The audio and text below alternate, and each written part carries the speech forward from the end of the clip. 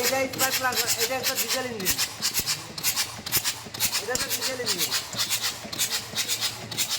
এই যে আমরা এত কিছুর ঘটনা আমরা এই দিক থেকে শক্তি নেব, এই যে ফ্লাইহুইল, এই ফ্লাইহুইল থেকে আমরা শক্তিটা নেব। ওই দিককার কাজ আমাদের কোনো কিছু না, মূলত শক্তিটা আমরা এখান থেকে নিয়ে যাই। এইগুলো এই যে রকারাম, এটা হচ্ছে রকারাম। এই যে বাল্ব আছে ভিতরে, এই যে বাল্ব খুলতেছে, এই যে খুলতেছে, চাপ দিচ্ছে তখন খুলতেছে বাল্ব। এটাতে স্পার্ক প্লাগ থাকবে না, এটা ডিজেল ইঞ্জিন। এটা ইনজেক্টর, ইনজেক্টর, ইনজেক্টর, এই যে ইনজেক্টর, এই যে ইনজেক্টর, এই যে ইনজেক্টর।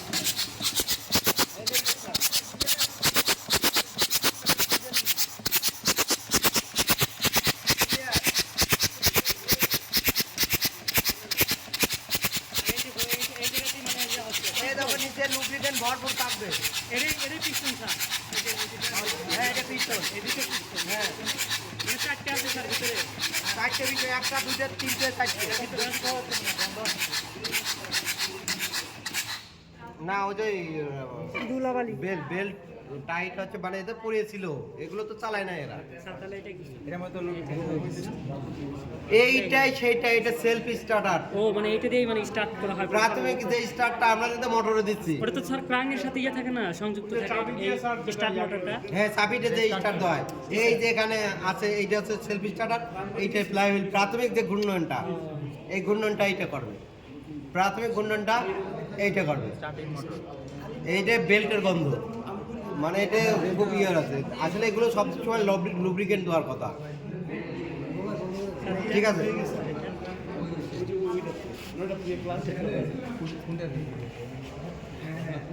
এটা হাই প্রেসার পাম্পের ইয়ে ইউনিট, হাই প্রেসার পাম্পের ইয়ে।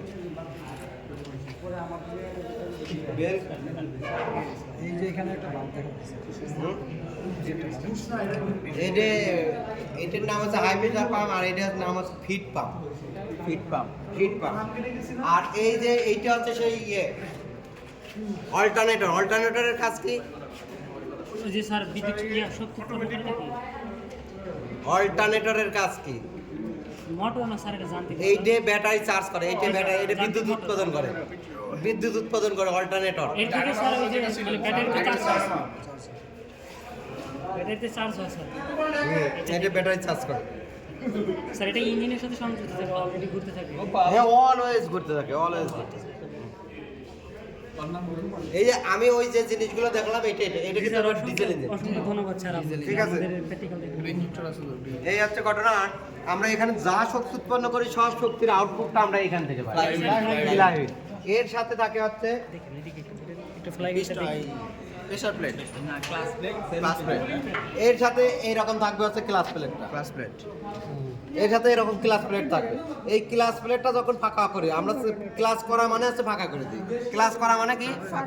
ফাঁকা করে দিই। আর ক্লাস না করা মানে অলওয়েজ এরকম চাপে ধরে রাখে, অলওয়েজ চাপে ধরে রাখে। ইঞ্জিন চলা মানে ফ্লাইহুইল চলবে, ফ্লাইহুইল চলা মানে ক্লাস প্লেট চলবে, ক্লাস প্লেট চলা মানে ইনপুট শ্যাফট চলবে, ইনপুট শ্যাফট চলার পরে যদি গিয়ারের দেওয়া থাকে তাহলে গিয়ার বক্সে গিয়ার চলবে, আউটপুট শ্যাফট চলবে, আউটপুট শ্যাফটের পপুলার শ্যাফট চলবে, ডিফারেনশিয়াল গিয়ার বক্স, তারপরে অ্যাক্সেল চলবে, চাকা চলবে। এই হচ্ছে ঘটনা। আর যদি আমরা ক্লাস করি তার মানে এরকম ফাঁকা করে দিই। ক্লাস করা মানে এরকম শক্তি বিচ্ছিন্ন করে দেওয়া। ক্লাস করা মানে শক্তি বিচ্ছিন্ন করা, ক্লাস না করা মানে অলওয়েজ শক্তি যাচ্ছে। এখন আমি ক্লাসও করলাম না, কিছু করলাম না, ইঞ্জিন গিয়ার নিউট্রালে রাখে ইঞ্জিন স্টার্ট দাম, তাহলে কি হবে? জি স্যার, আমার ক্লাস করলাম না, ইঞ্জিন স্টার্ট আছে, আমি ক্লাস করি না, ইঞ্জিন স্টার্ট হয়ে গেছে, ক্লাস করলাম না, গিয়ারটা নিউট্রাল রাখলাম। কোন পর্যন্ত চলবে? শক্তিটা কোন পর্যন্ত যাবে? না, ফ্লাইহুইল না, class plate, flywheel, pressure plate, input shaft পর্যন্ত চলবে, গিয়ারের ইনপুট শ্যাফট পর্যন্ত। গিয়ার বক্সের একটা ইনপুট শ্যাফট পর্যন্ত, যে একটা ইয়ে ছিল, ইনপুট শ্যাফট পর্যন্ত ছিল, আর একটা গিয়ারে এঙ্গেজ না করা পর্যন্ত সে যাবে না। তাহলে এই পর্যন্ত পর্যন্ত প্রেসার প্লেট পর্যন্ত চলে আসবে। স্যার প্রেসার প্লেটও এটা না? না, এটা প্রেসার প্লেট না, ফ্লাইহুইল। এটা কিছুই না। আমি এটা যার সাথে দেখালাম, এটা ফ্লাইহুইল। আমি এই সিস্টেমটা ওই দিক জায়গায় দেখাচ্ছি, আসো ক্লাসটা।